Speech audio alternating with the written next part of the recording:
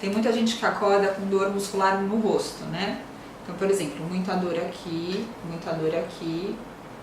e até com dor nos dentes.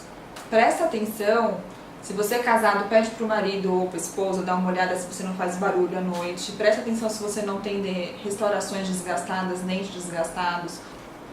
Presta atenção se você tem esse tipo de problema, porque você pode tanto desgastar as restaurações e os próprios dentes que você tem, quanto causar algum problema na articulação temporomandibular e músculos da face, tá?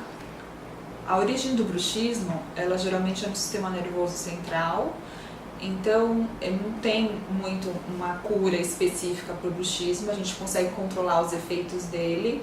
O que a gente pede para o paciente que tem bruxismo fazer é o quê? Dormir melhor, fazer uma higiene do sono, ter uma prática constante de exercício físico, comer direito, ter uma vida saudável, com menos estresse, controlar esse tipo de estímulo que faz com que o bruxismo acabe sendo pior.